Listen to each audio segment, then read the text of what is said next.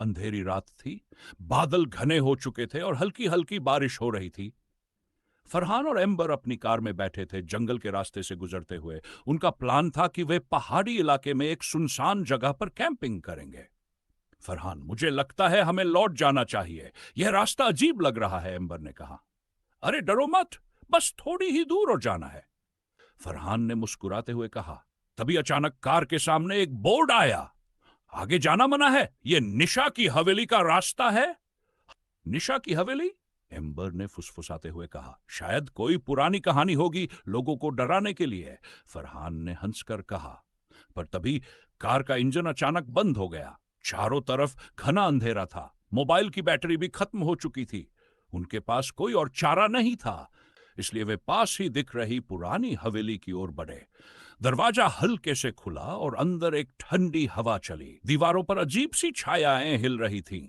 एक पुरानी घड़ी टंगी थी जो 3 बजे पर अटकी हुई थी। नहीं, जैसे ही उन्होंने कदम बढ़ाए, फर्श चरमराया। हवेली के अंदर एक पुराना दर्पण था जिसमें कुछ धुंधला दिख रहा था। एम्बर ने धीरे से शीशे में झांका और अचानक उसके पीछे एक साया दिखा। एक लड़की सफेद कपड़ों में बिखरे हुए बालों के साथ, उसकी आंखें लाल चमक रही थी। एम्बर चीख पड़ी, लेकिन जब फरहान ने देखा तो वहां कुछ नहीं था। शायद तुम्हें भ्रम हुआ, फरहान बोला, लेकिन उसकी आवाज भी हल्की कांप रही थी। हवेली के एक कोने में एक पुरानी किताब पड़ी थी। उसमें लिखा था, निशा इस हवेली की पहली मालकिन थी, लेकिन उसे एक रात दर्दनाक तरीके से मार दिया गया। तब से उसकी आत्मा यहां कैद है। जो भी इस हवेली में आता है वह कभी वापस नहीं जाता। फरहान, हमें यहां से भागना चाहिए, एम्बर ने रोते हुए कहा। तभी दरवाजा खुद ब खुद बंद हो गया। चारों तरफ से अजीब सी आवाजें आने लगी। फर्श पर कुछ लिखा हुआ था। मुझे मुक्त करो, एम्बर ने कांपते हुए कहा। हमें निशा की आत्मा को मुक्ति देनी होगी, वरना हम यहां से नहीं जा पाएंगे। उन्होंने चारों ओर देखा और एक पुरानी तस्वीर पाई जिसमें निशा की मुस्कुराती हुई तस्वीर थी। उसके नीचे एक पेंडेंट रखा था। जैसे ही एम्बर ने उसे उठाया, हवेली जोर से हिलने लगी। निशा की आत्मा अचानक उनके सामने आ गई।